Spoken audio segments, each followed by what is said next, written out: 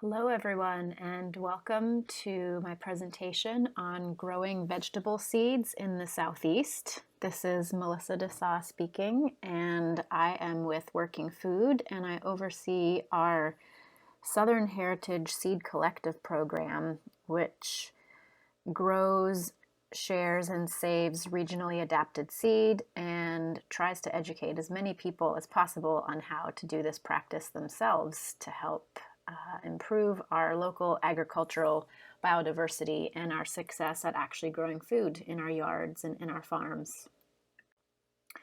So this is the crop that got me interested in learning how to save seeds. As a gardener, I had found these seeds through the Southern Exposure Seed Exchange catalog, the Seminole Pumpkin, and I immediately fell in love with it. It was easy to grow. It seemed quite tolerant to our extreme conditions in the warmer months, and it was more resistant to insects and disease than other squash that I had grown. And it occurred to me at the time that the only way I could find this seed was through this one particular company, and perhaps it was in some small seed banks or through the Seed Savers Exchange peer-to-peer yearbook, but it wasn't really commonly available, and that made me a little bit nervous because I realized that I didn't ever want to live without this pumpkin. It grew well, so it made me feel like a good gardener. It had excellent shelf life. Some of these pumpkins were lasting for up to a year just sitting on my kitchen table, and the flavor was excellent, and the diversity, which you can see, was also quite impressive. The shapes, the colors, the textures, the flavors. I absolutely fell in love with it and realized if I wanted to keep growing it and wanted to know that it was always an option for me, that I had to save my own seeds. And this was another seed that got me going on my path towards becoming a seed saver, was this lima bean that we're now calling Grandma Ernestine's butterbean. And it came to me from a friend, Adam, many years ago in Gainesville, before I was a seed saver really, but I was an avid gardener. He passed these seeds along to me, saying that they came from his grandmother Ernestine and it had been in the family for a really long time, and that I should try growing them. And eventually, after a few years, after leaving them in my refrigerator, I found them, and I realized I needed to grow them out pretty quickly if I was going to be able to enjoy them. And while they were growing, again, it just, had never really occurred to me to save seeds before at this time. And I realized the only other source for seed I had for this particular variety was to get them again from Adam, who might get them from Grandma Ernestine, and that wasn't a very sustainable solution, and so I saved my own seeds, and it turned out that this variety was excellent, and I've been sharing it ever since, and we were even able to send some back to Adam to get over to Grandma Ernestine, and boy was she happy when she saw those seeds land in her hand. And there are many good reasons to save seed. I shared some of mine, which are family history and stories, like the Ernestine butterbean. The Seminole pumpkin has a great story too, but also I started saving it out of necessity and fear of not being able to access that seed if I didn't save my own. So food security is a really big one. Seeds are the basis of a local food system that is resilient, and if we don't have good seeds, then we haven't got good food. Self-sufficiency is another. If we're saving our own regional seeds, we're not dependent on seed companies or other people to provide our seeds for us. Biodiversity, the more people saving seeds, the more different varieties of things that we're saving, the better off we are. Diverse systems, whether we're talking about ecosystems, farms and gardens, or financial portfolios, diversity is always key for resilience. Regionally adapted crops. This is a really big one here. The more that people are learning to save their own seeds in their own climate, and my climate might be different than yours, just a few blocks away even, my microclimates, the more regional adaptation we have of our crops over time that get acclimated to our conditions and will thrive here and grow food. Flavor. I can't tell you how many times myself and shared experiences I hear from people of how tasteless things from the grocery store are. A lot of modern vegetables have been bred for qualities other than flavor in order that they can make it to the market. But flavorful vegetables and fruits are something I'm fond of. I don't know about you. There's a lot of cultural and culinary traditions embedded in seeds. They have a history of being in different families, different cultures, different regions of the world, and how they were grown and how they were used. So they're time capsules and history stories embedded in these seeds.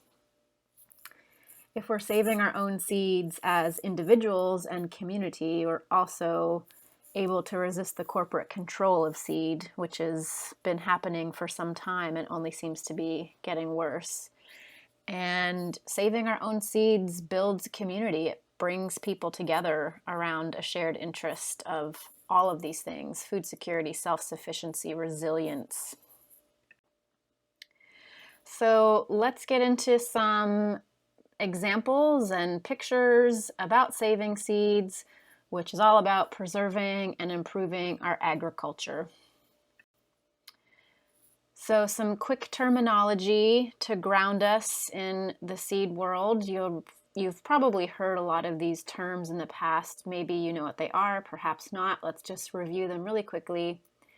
An open pollinated variety is a stable variety that breeds true from seed. And what this means is that if you grow a particular variety that is open pollinated and you let it grow in your field and open pollinate with itself, and you avoid, of course, cross-pollination concerns, which we'll get into, and you save that seed, then when you grow it the next year, it's the same variety.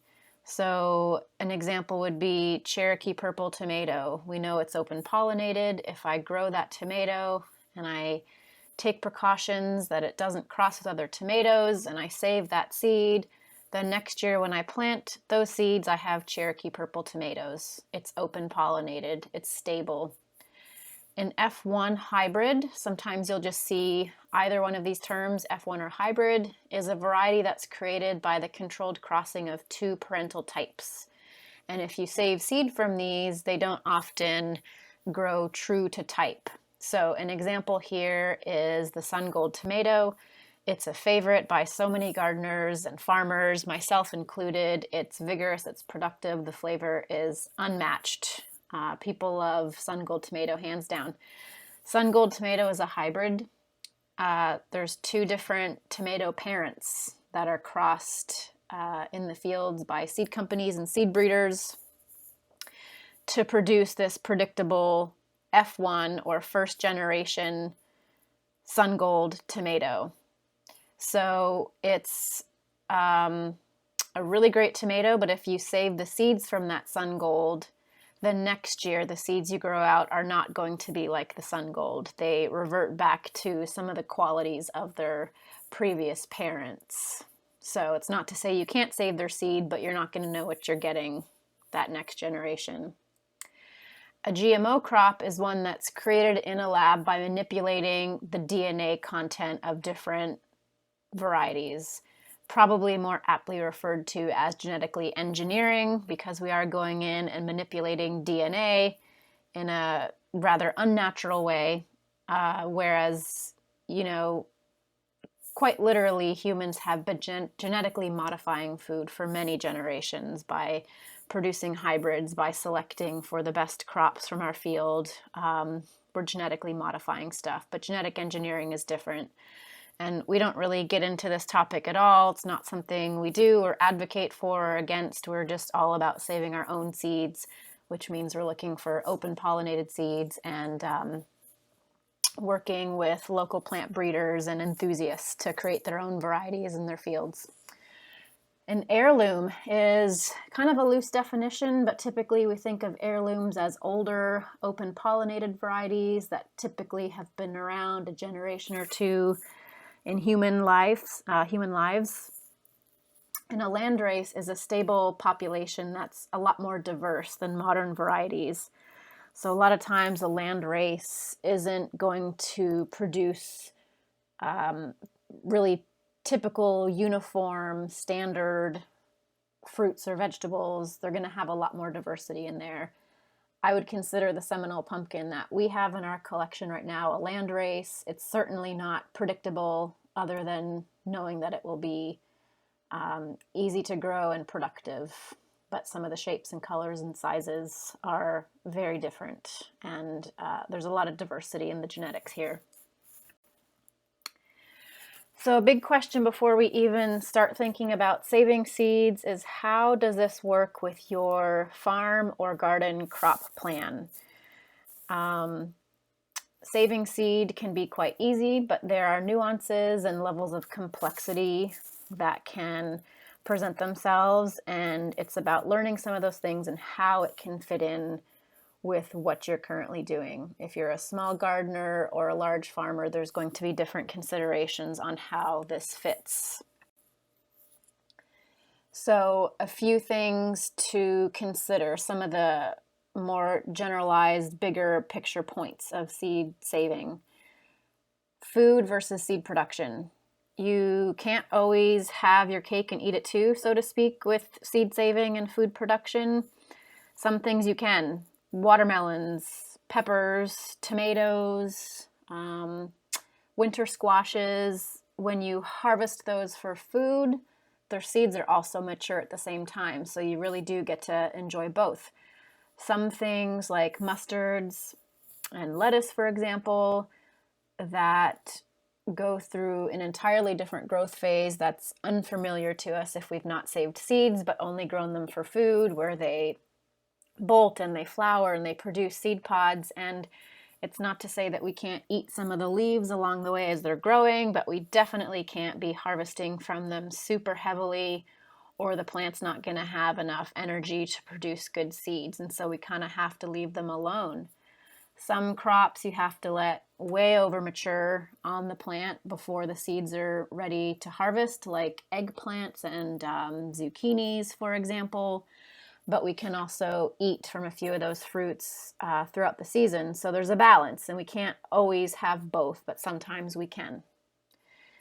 We need to think about cross-pollination. If you're a gardener or a farmer that loves to grow as many different types of squash as you can, and you want to save seeds, this could be a problem depending on the species of squash that you're growing, because they are insect pollinated, and if they are compatible with each other, for example, Seminole pumpkin and butternut squash, if you grow both of those within proximity, or your neighbor a mile away or so is growing one of those, there is a potential that the insects are going to cross-pollinate.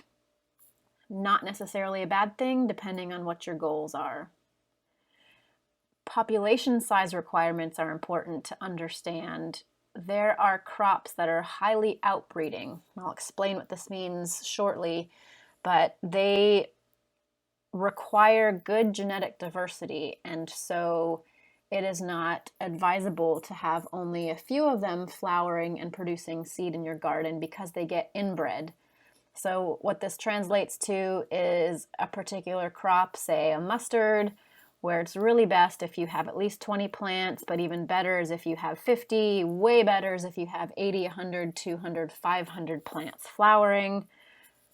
So there's a lot of movement of pollen in that field of mustards by the insects, and there's great genetic diversity, and the crop will be healthy and vigorous. But if we only had a few growing, they get inbred.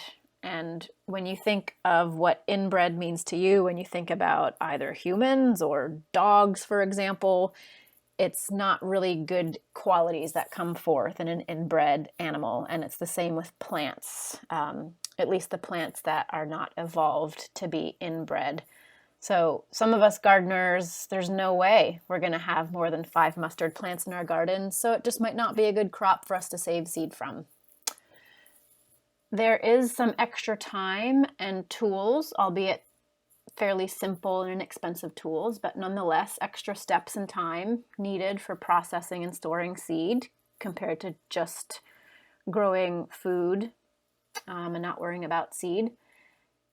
And I would advise that new seed growers, whether you're an experienced gardener or farmer, start with something that's fairly easy and ease your way in. Get the hang of it. Don't pick a crop that's going to require a lot of extra time, a lot of extra plants, and some special considerations that might be difficult for you to meet.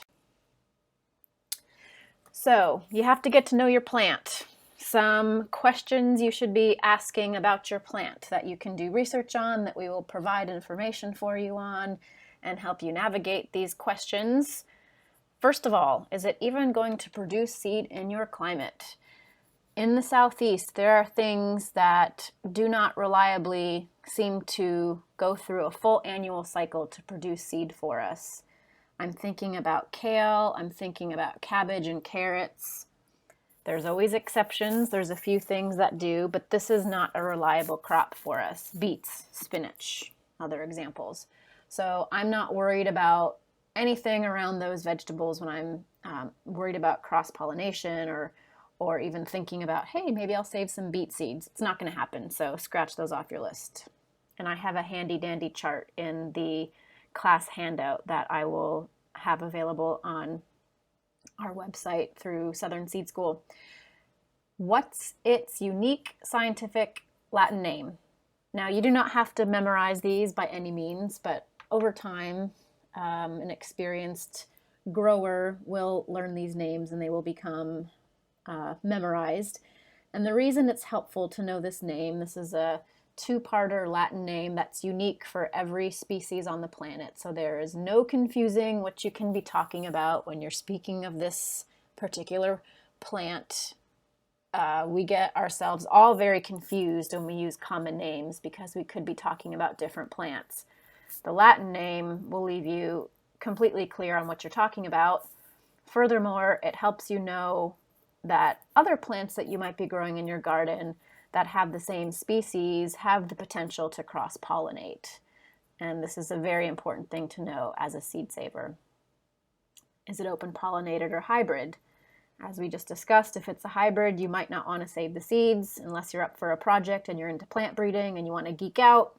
Otherwise, for the rest of us, if I know it's a hybrid, I'm probably not going to bother saving the seeds because I don't have time for a project. I just want to save what I know is going to come true next year. How is my crop pollinated? Does the wind carry it away over several miles? Do insects carry it away over several hundred feet? Is it self-pollinated and it doesn't need wind nor insects, but only itself? Do I need isolation from other plants to avoid cross-pollination? And if so, how am I going to achieve that? By distance, by covering up the plants, by timing them differently?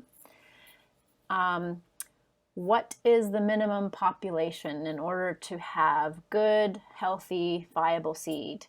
Some plants, the very minimum is 1, although I would always say to do more than just 1, but 1 is okay.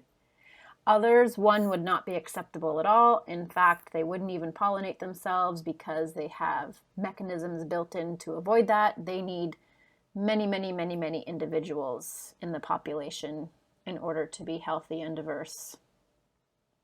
And then finally, what is the seed harvest and process method? Just so you know what you're looking at in your future. Are you going to need to be harvesting dry seeds off of plants over a few weeks' time in the field? Or are you going to need some buckets and gloves to process a bunch of gooey, dirty squash seeds and ferment tomato seeds? It's good to know what you need to do and how you're going to process those seeds so you're ready. So here's a handy dandy little chart. Of course, it doesn't have everything on it, but it just gives you a picture of the spectrum across which plants reproduce, how they reproduce. So on the one side, on the left, we have selfers that are inbreeding plants. They self-pollinate, therefore they are inbreeding. And plants on this end of the spectrum, they've evolved this reproductive strategy. So inbreeding is okay. They can tolerate it. It's not a bad thing. That said, it's always better to have more plants in a population that you're saving seed from, just to improve your chances of seeing something good and having more diversity. But that said, if I have one really great lettuce plant that's done excellent in my garden and I'm really excited about it, I'm okay with saving lettuce seeds off of just one single plant. On the other side of the spectrum, we have crossers. They are outbreeding plants. They like to have promiscuous parties in the field with as many different plants as possible. Corn is the wild child. Corn needs a lot of other corn. Corn also blows its pollen across the distance. It could go miles into another farmer's field, which means you can have corn varieties crossing that aren't even being grown in the same farm or garden field. And then throughout this spectrum lie different types of plants, and some of them can pollinate themselves, and some of them also are attractive to insects, and so insects will move their pollen for them. And what I would say to this chart is this is a good reference point to understand what you're looking at in terms of whether or not your plants need to be separated from others of the same species because you're worried about them crossing, or whether you need to consider having more than just a few plants in order to have good seed. But this depends on your situation. Where I grow, I have so many wonderful pollinators because I'm surrounded by nature and I have so many flowers and beautiful things for them that I have seen them, these little bees and the big ones too, just burying their bodies inside of my beans and going to the next bean variety, which means that for me, I have to be a little more observant that if I'm growing beans or okra pretty close to each other that are different varieties, that there's a chance that they might cross. And that's not necessarily a bad thing because that's where diversity and fun things start to happen. But if there's a particular variety of bean that I'm excited about because of a certain quality that it has, and I want to preserve that variety, I'm going to take a little more precaution in my garden because there's a chance that the bees could cross-pollinate it. That said, things that are leaning towards the inbred spectrum of the reproduction scale sometimes have mechanisms whereby they pollinate themselves so quickly when the pollen is produced and when the female reproductive parts or the pollen receiving parts are ripe, that the job is already done by the time a bee will visit. So it really depends. You just have to be observant.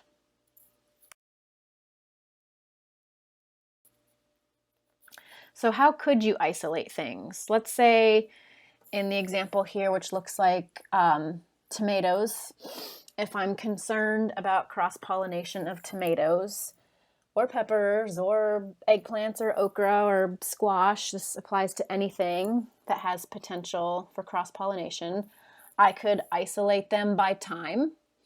If I was able, as a knowledgeable grower, to stagger my planting such that the flowering times did not overlap with other varieties, then I would know that I was safe because the flowers are really what matters when it comes to reproduction. That's what the insects or the wind are going to pick up and carry away. That doesn't always work because for things like tomatoes, there's a window of time in which you have to plant or you just miss it entirely. And so that would not be as feasible, but it can be feasible for things like corn. You can grow sweet corn earlier in the season, and by the time it's maturing, your field corn is up and pollinating, and there's no chance that they can overlap because their flowering times differed by a couple of months. You can physically isolate things. Growers can bag individual flowers. You could tent a whole structure around a population of plants to prevent insects from getting in. I can't go into details on all of these things because we would be here all day, but there are some nuances to this, of course, because some of these things are insect pollinated, so you can't entirely block them off from insects. So there's strategies involved where you would pull some of these blankets back and let the pollinators in for a day and then cover them up, and then the next day open up the next variety. And then with the individual bagging of flowers, It's, finding the time when the flower is not open, but it's close to opening, covering it up so insects won't get in, but not with a material that's going to make it suffocate inside of there, and then observing when it's finally pollinated itself, and then removing the bag and marking that branch so you don't lose it in your sea of tomatoes. You can isolate things by distance. So the chart I had earlier had rough distances that you can adhere to, and the really awesome book that Seed Savers Exchange put out, The Seed Garden, has a great chart in the back that I refer to all the time for distance recommendations. If I know that my peppers need to be at least 50 feet apart for safe isolation, that's a good number to go by. And again, it all depends. If you have very active pollinators and there's nothing else for them but your pepper flowers, then you better be careful, because 50 feet might not be enough. You could simply just grow one species of that crop and hope that your neighbors are not growing similar species. So oftentimes for me, this is the choice, even though I wish I could grow all the things. If I want to save Seminole pumpkin, I make sure that the growers I know are in my neighborhood are not growing the same species, and I just grow Seminole pumpkin, and I don't grow anything else that could cross with it. And you could also hand pollinate if you really want to have a handful of varieties going that can cross with each other, but you want to keep them pure. You can learn how to do hand pollination, which we are not going to get into, but there are videos that I posted on our YouTube channel where you can learn about how to hand pollinate. So how do you select which plants to save seeds from? Generally speaking, a rule of thumb for all of them is poor plants are going to produce poor seeds. If they didn't perform well for you, ask yourself why. Is it just because that variety is not doing well? If all of them didn't seem to perform well that year in your garden, was there just one or two plants that didn't do well, in which case you definitely want to not save seeds from those, and in fact you probably want to try to remove them from your field before they flower and have a chance to put themselves out there.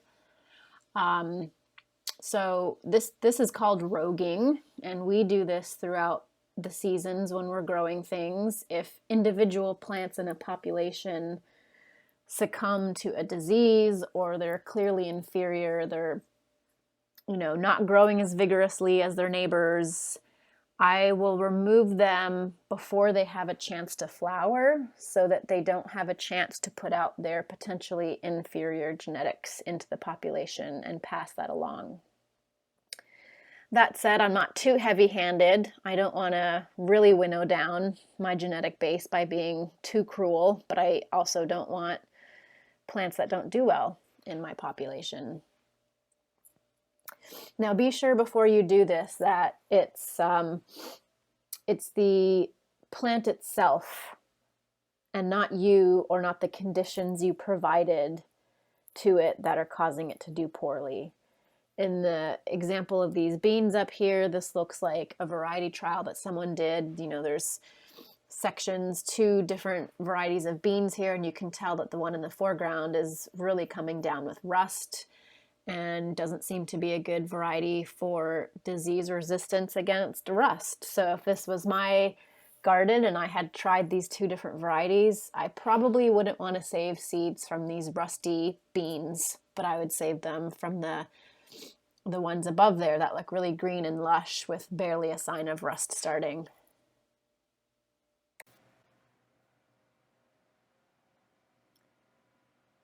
So there's 2 main ways that you process seeds once it's time to harvest them and get them cleaned up, and basically it is just wet versus dry.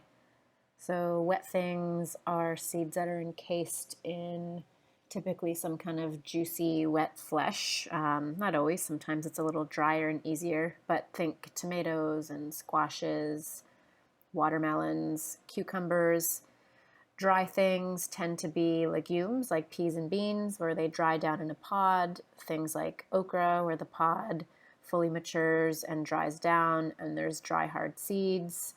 most of the brassicas, mustards, kale, collards, arugula, broccoli, they produce seed pods that dry down on the plant. So get to know your plants. Let's go through a couple of examples that are on different ends of the spectrum. So this is Cherokee purple tomato. Hello, my name is Solanum lycopersicum. You don't have to memorize this, but it's just helpful. Is this an open pollinated or hybrid variety? In this case, I know that Cherokee purple is open pollinated, and unless your seed packet tells you that it's a F1 hybrid, it's probably going to be open pollinated.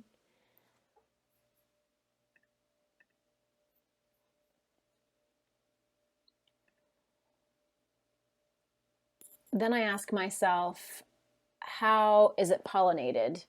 And I know from looking at my chart in the seed garden book and from the graphic I threw up earlier that tomatoes are mostly selfing or inbred, but sometimes insects do visit the flowers and cause crossing. But for the most part, they're selfing.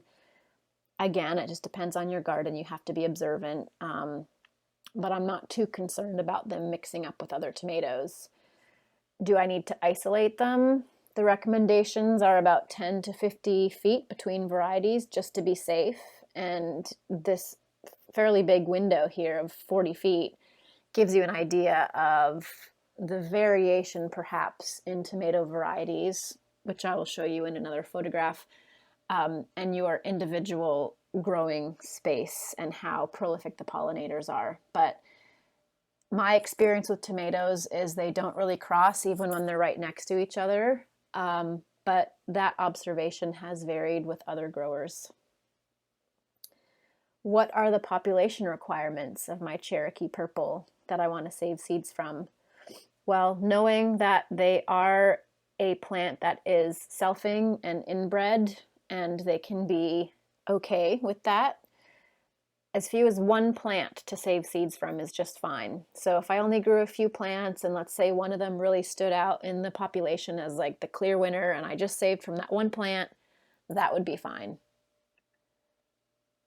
And what is the seed harvest and processing involved with tomatoes? Just so I know what I'm looking at if I decide to save seeds. I know that tomatoes are wet processed. I am scooping out wet seeds from this fruit and I am going to have to ferment them. So I sort of picked a tricky one for you to start with, and the only reason I did that was not to confuse you, but because people love tomatoes a lot and it's often the reason they get into gardening and might want to learn to save seeds, is that tomatoes are great, and so you need to learn how to save their seeds properly. For the most part, they're inbred. For the most part, you can grow varieties right next to each other and not worry about them crossing. But nature doesn't have black and white rules, and so here we're looking at some tomato flowers. This big, juicy, open flower on the left is very much exposed to insect visits. You can see the central part is open, and the green part in the middle is the pollen receiving, or sometimes referred to as the female part of the plant that receives pollen.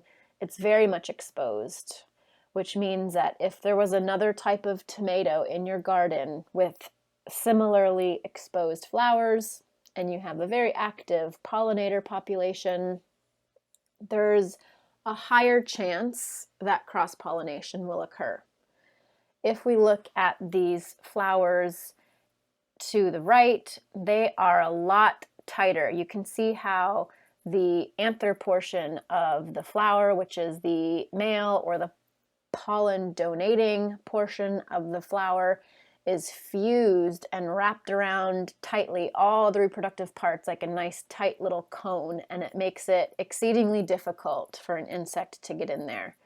So the chances are, as that flower is maturing and the pollen is shedding and the pollen receiving portions are ripe and receiving, that this flower will pollinate itself before any very intentional, diligent insect has the ability to get in there. So saving tomato seeds is quite easy. I would recommend it to beginners, but take a look at your flowers and see what we're looking at, because it could make a difference between crossing or not. On the other end of the spectrum, yellow cabbage collards. This is a favorite of mine. I love it. It's my new favorite collard variety. It doesn't always reliably produce seeds here in the Southeast. I don't know why. It seems to be hit or miss year to year, but it has. And this picture here is actually one of mine where it started to go to seed, and I wished that year I had grown more than just a handful of them, because I know what I know about how brassicas reproduce, and just having a few plants wasn't good enough for me. So anyhow, let's walk through this example together. Hello, my name is Brassica oleracea. Am I open pollinated or am I a hybrid? I know that this is an old heirloom. I know that it's open pollinated. It is not a hybrid collard. What is the pollination method? I know from my charts and my books that brassicas are outbreeding via insects.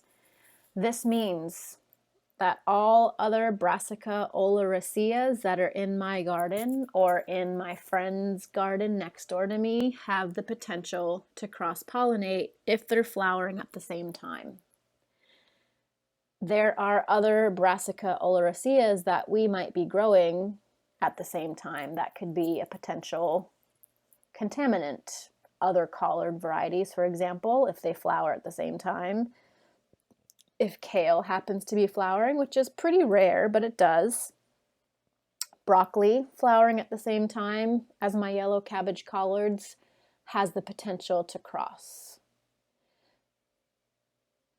How do I need to isolate to avoid this? I need to make sure that all other Brassica oleraceas are a half mile from my cabbage collards if I'm going to try to save seeds. Now remember, this only matters if you are allowing things to flower. So if I'm also growing broccoli, which is Brassica oleracea, right next to my collards, but I'm harvesting the broccoli before it flowers, it doesn't matter. It does not matter. It's only if they're flowering at the same time and the insects have access to the flowers in order to shuffle pollen around. How many plants should I have in my population? Many, many, many plants for brassicas. More the better. I would say you want at least 20 as a starting population. If you have less and it's a really special rare variety, absolutely save those seeds. Just plan on growing exponentially more out each year that your seed amount increases. If you can shoot for a number of around 80, that's perfect. Seed harvest and processing. So I know that this is a dry process and the seed pods are going to develop and dry on the plant, and I'm going to be preferably harvesting them off the plant as they mature because they don't all come on at once and make it easy on me. Or I'm going to be pulling up the plants out of the ground when they're almost done and bringing them inside to dry on a tarp, and I'm going to thresh and winnow and clean them up. So here's some examples of wet seed processing. Here's a winter squash, the Cuban calabaza from Possum Hollow Farm. Basic, cut it open, scoop out the seeds, rinse, rinse, rinse, clean off as much of the goop as possible and get rid of it. And then we ferment them in a big bucket for a day. And that helps remove disease, it helps bad seeds float to the top, and the good seeds sink to the bottom. You don't want to do it for too long because the seeds will imbibe a lot of water, but the basic process is cutting in half, scooping out, rinsing, fermenting. On the right here we have a jelly melon or an African horned melon, same thing. Seeds are embedded in this gooey flesh and we go ahead and extract them out and give them a quick ferment. Tomatoes are the only other crop that wet seed ferments are really recommended for. All the rest you can get away without doing. But tomatoes, you squeeze open your tomatoes into a jar. And if you do this carefully, I posted a video on our online YouTube Seed School channel under special techniques. You can still eat tomatoes and save seeds, but you do lose some of the volume and some of the flavor. But basically, you just squeeze your tomatoes into a jar and you let them ferment. And the timing depends on the temperature, like all fermentation, beer, wine, kombucha, cheese. It depends on the temperature and your conditions. So sometimes for me, this takes as little as a day in the warmer months when the fermentation process speeds up and I start to see mold forming. Then I know I'm doing a good job. Other times it takes a few days. You stir your little nasty contraption of moldy fermenting tomato goop, and when you start to see mold forming on the top and maybe even a few seeds floating to the top, you know you're doing well. And you decant that goop, you rinse, decant, repeat until your seeds are nice and clean. Some of the bad seeds may have floated to the top. All of the goop that surrounds the seed floats to the top, and your good solid seeds are on the bottom. And you just rinse them out and then you dry them. Here's a picture of massive amounts of tomatoes and peppers in buckets. I don't think the peppers are fermenting, but the tomatoes are. This is from Commonwealth Seed Growers, and they do a lot of seeds for Southern Exposure Seed Exchange. Bell peppers can have mold issues inside. This is just a thing. I notice this with peppers when I grow them for food or for seed. You know, this beautiful ripe pepper at the end of its maturity, it's deep orange is its final color for this particular variety. You harvest it, you cut open the pepper and look at the seeds. Those are nice ones right there. And you simply scrape them off and put them on something to dry, and then you eat the pepper. But if it's a moldy seed cavity, you want to be really careful about not harvesting the moldy seeds. It might be it could be a genetic trait of that particular variety that it is prone to moldy cavities, but even if it's not and it was nothing you did, it was just really wet, those seeds with mold on them are not really good seeds that you want to carry into the next generation. They might spoil in storage. So here's some simple ways that you can dry seeds out once they've been extracted. You can see on the top they've got some hot peppers that are presumably just drying down for the dry seeds inside to be plucked out. And then there's different types of seeds on these racks that are drying. Notice the labels. Never forget to label stuff. And there's some box fans on the side drying them down.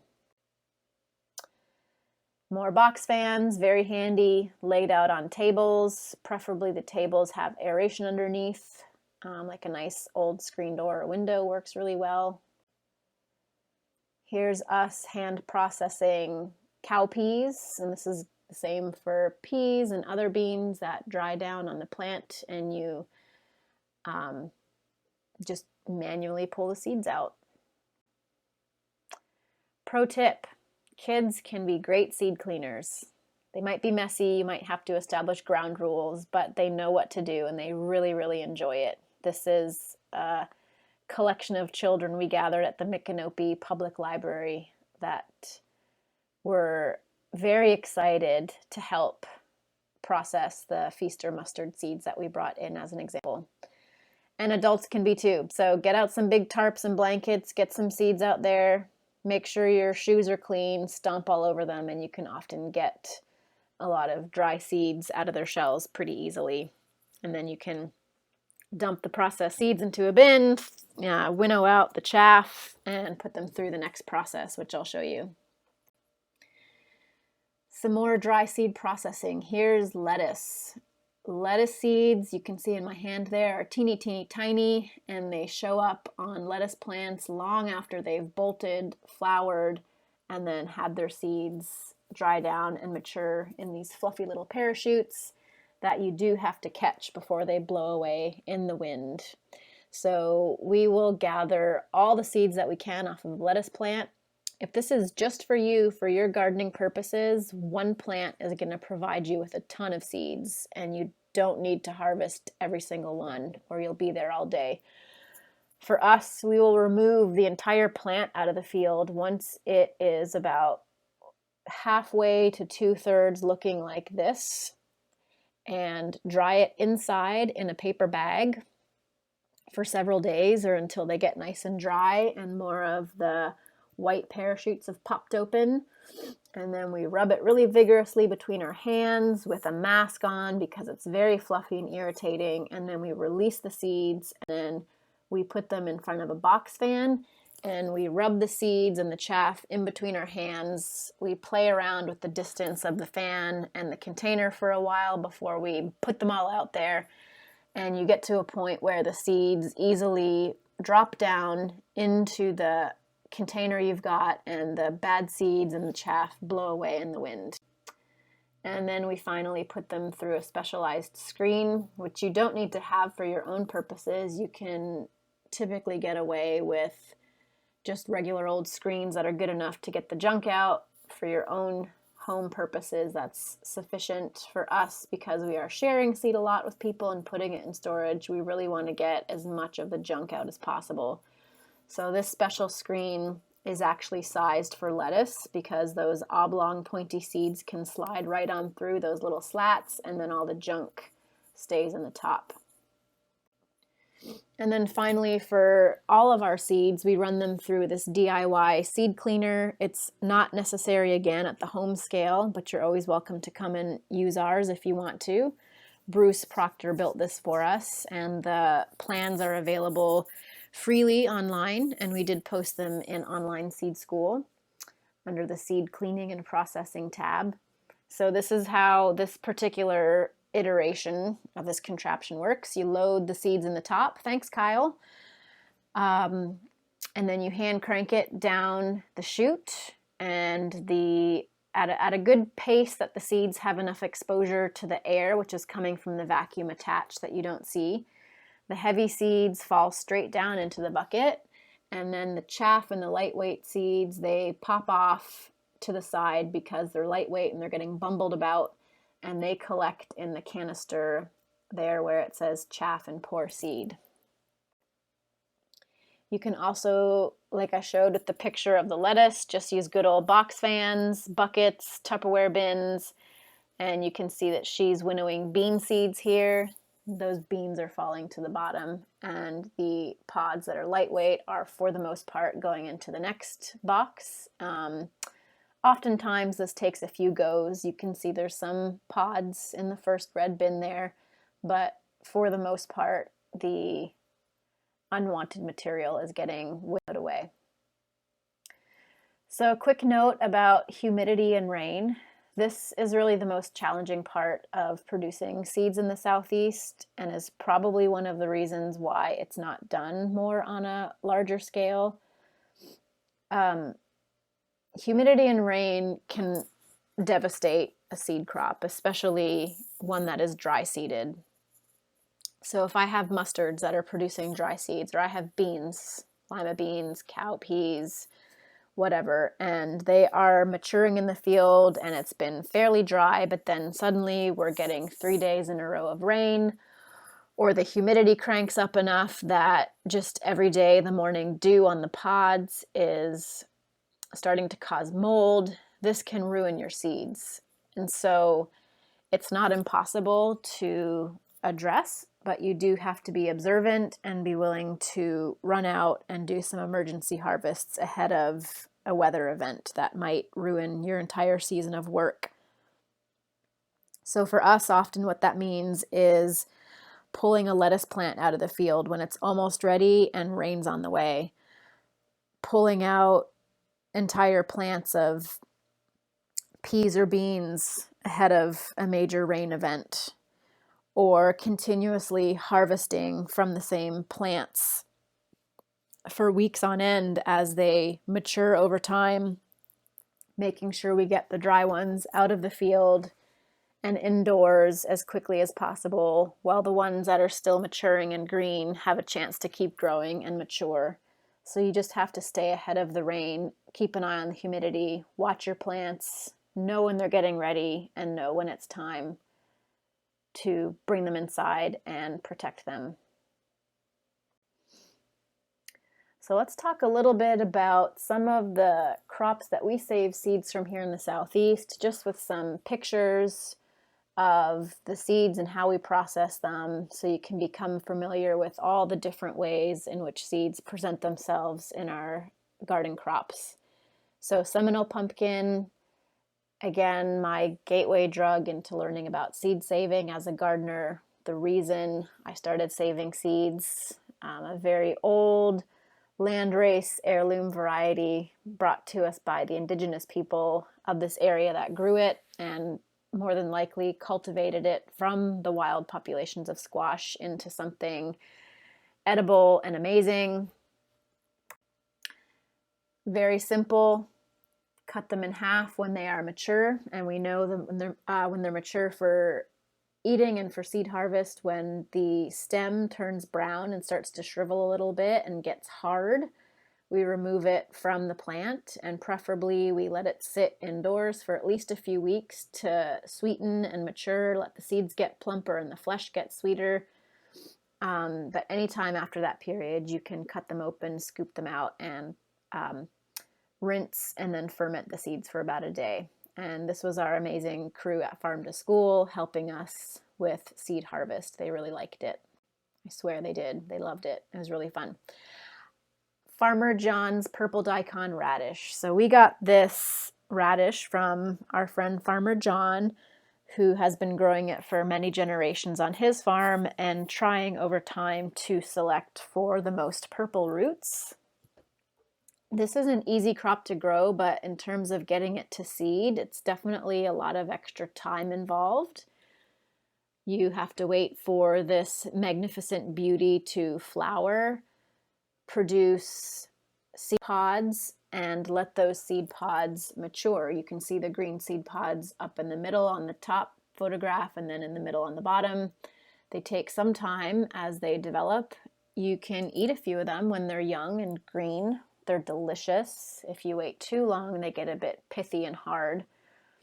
And then eventually they dry down and you have these gorgeous brown seeds inside of this really tough seed pod that's very protective of the seed. Lettuce is a tricky one. It's a good crop for beginners in the sense that it's self-pollinating and you don't need to have a lot of plants in order to do it, but it's not necessarily easy to save seed from in the sense that the process is easy like it is with just watermelons where you eat the watermelon and spit the seeds out, or peppers where you eat the pepper and you spit the seeds out. You've got to wait for lettuce to fully flower and mature the flowers and pollinate and then have seed development like in this beautiful bouquet that Sarah's holding, and then go through the whole process of getting those seeds out of their seed encasements, which is very fluffy, very irritating. And for me, the milky sap on the lettuce is kind of irritating to my skin, and it is a magnet for dirt. You can see my hands there. My entire body is usually covered in dirt after a lettuce seed harvest. It's so milky and sappy and dirty, but this is the process for getting lettuce seeds. And the nice thing is the return on your time investment is huge because you get a lot of lettuce seeds off of one plant.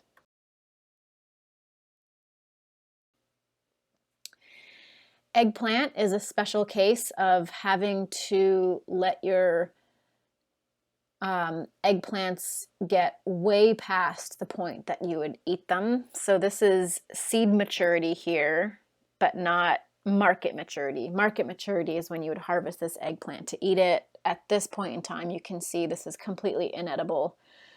Depending on the variety, the skin turns sort of like a brownish to yellow color. It hardens quite a bit, not rock hard, but it's quite firm compared to its market maturity stage. And one easy way to tell, because all the varieties are going to be different, is to cut one open, peek inside.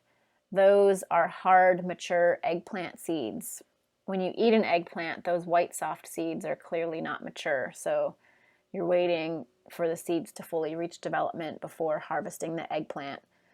This means you can, maybe let 1 or 2 eggplants on each different plant in your garden. Do this and you'll have plenty of seeds. And because an eggplant plant produces many fruits, you can still eat eggplant and save your seeds. You just wouldn't eat the eggplant, this particular eggplant. Dill is a great garden herb to grow, and it's insect pollinated, so ideally you want your dill to have a lot of other dill to play with in the field and mix pollen around. That said, you can probably get away for a few seasons in your small garden of letting dill go to seed with just a few plants. Just keep an eye over the coming generations. It might be deteriorating in vigor over time, and if that's the case, then you're going to want to start fresh. When you harvest from dill, there is several different umbels on each plant that mature, and what the best strategy is find the biggest umbel.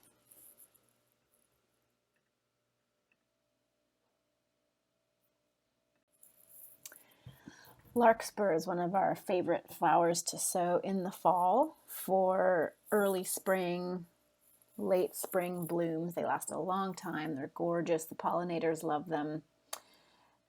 The seed pods begin to develop after the flowers die back, and you can see in the background on the picture on the right the green seed pods that eventually dry, and the top opens up and it's like this curled tube full of these tiny little black seeds, and one plant will give you loads and loads of seeds.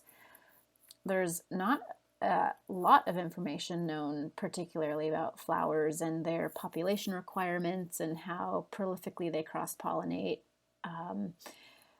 but generally I like to assume that flowers, being as showy and highly visited by insects as they are, that they're probably outbreeders, and I want to have as many of them as possible to save seed from, because over time it's likely that just a small population of self-sowing seeds is eventually going to deteriorate. But again, that's just one of those things. You have to keep an eye on your garden each season and see what's working and what's happening, because this might not be the case. Calendula is another easy, cool season flower that we'd love to grow every year because it's a multi-purpose flower. It's beautiful, it's a pollinator attractor, it's edible, it's medicinal. The seeds are easy to save. You're waiting for the flower to die back and the seed development starts to begin. The bottom right corner here is the immature seed starting to form, these little green nubbins that are curling in towards the center, and eventually they dry down and turn brown, and you have some small seeds in the center and some larger ones on the outside. They are both equally viable, and there's no difference between them except for their size. And this is how you would gather them from the field, and it's quite easy. If you just grab that thing and pop it off and rub your thumb over it, the seeds open up and are ready. So you can see, since this is very exposed and it's not protected by anything, you definitely don't want to let these pods, these seeds rather, get rained on too much or get exposed to too much humidity, because it could ruin them. Marigolds are another easy flower. Once the flower starts to die back and dry down, all you do is roll open this flower and out pops lots and lots of beautiful little black and white seeds. And again, very susceptible to rain and humidity, so you have to keep an eye. Cosmos, more exposed but easy to collect seeds. After the flower dies back, you get these long pointy seeds that are very easy to just self-sow in the garden, which is one way you can save seeds. But if you actually want to gather them to put in different places next year or to share with your friends, you're waiting for these dried, long, pointy seeds to show up where the flower once was. Corn is another dry seed, so you wait until the seeds on the corn ears dry down. And in this case, we're looking at dent corn. It's the Dudley family corn, and I know what the final maturity looks like because this is when we're harvesting it.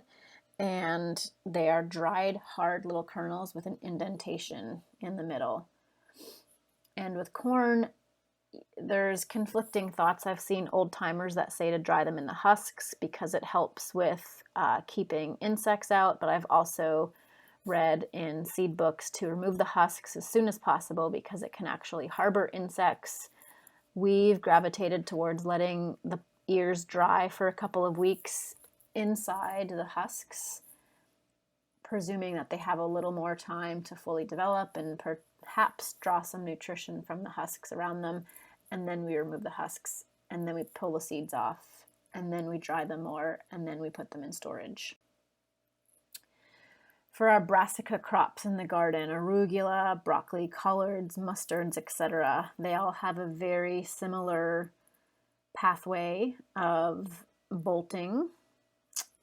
It's when they start to get past the point where we recognize them as a garden vegetable that we're eating from, and they elongate and they produce flowers, usually very gorgeous flowers that are attractive to pollinators.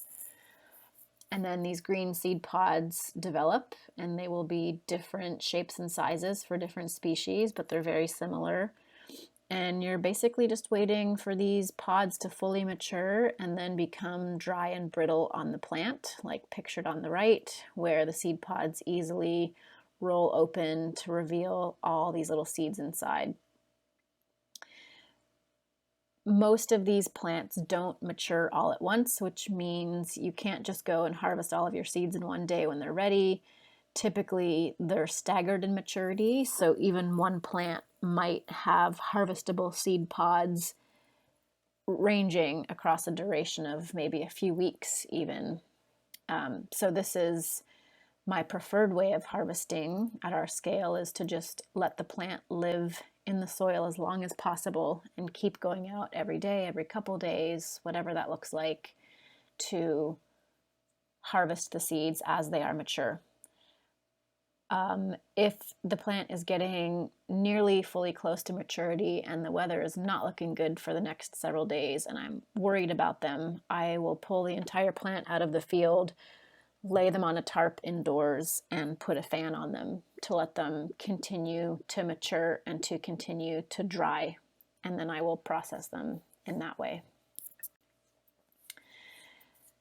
So one really fun thing that you can do with your own plants, besides just saving certain varieties and trying to keep them pure and abiding by population and isolation recommendations and not letting things cross-pollinate, is you can actually encourage cross-pollination and hybridization in your garden in order to serve whatever agenda it is that you have. In the case of Tim, our local backyard tomato breeder, his goal is to find varieties for the Gainesville area that taste good and grow well.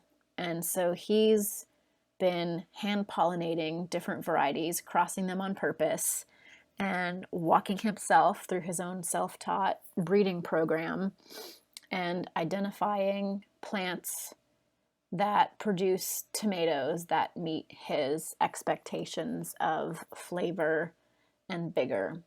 And these are just a few of the pictures of some of his offspring, and he's got a pretty good labeling system. He knows what's going on out there, and we've done some tomato tastings with him and our community the last couple of years, where we've had over 100 varieties at each tasting, getting feedback from individuals on which ones they liked the best, which helps shape his decisions moving forward in what lines to continue breeding. So he's making his own tomatoes, which is pretty exciting, as they could one day be a variety that's available for us all to grow and enjoy and pass on to our kids and to our friends. On the right here is an example of Joseph Lofthouse, one of his, I believe, 70 or 80 varieties that he's created in Utah, where he farms. And he breeds all landrace varieties, which means he lets varieties intermingle with one another quite promiscuously, with the sole intent of producing diverse varieties that do well in his very challenging growing climate and that have good flavor. So this picture here is his variety of bush bean.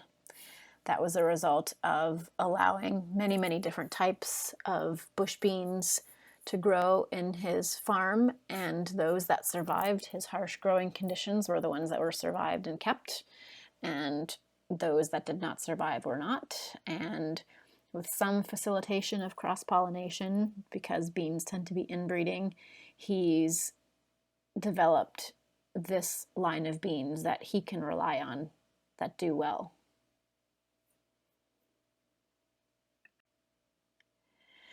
So with that, I would like to end off with a quote by one of my favorite authors who is an inspiration to me in my seed journey, Janice Ray from the Seed Underground. A seed makes itself. A seed doesn't need a geneticist, a hybridist, a publicist, or a matchmaker, but it needs help. Sometimes it needs a moth or a wasp or a gust of wind. Sometimes it needs a farm and it needs a farmer. It needs a garden and a gardener. It needs you. So to learn more about seed saving, you can visit workingfood.org's website, and our seed school is available to you for free to peruse through videos and documents and links to some of our favorite resources that we've curated over the years. We'll continue to add to it as resources become available to us and fit into the curriculum. And we hope you will join our seed community. And if you have any questions, please reach out to us and let us know so we can work together to preserve our region's agricultural biodiversity. Thank you.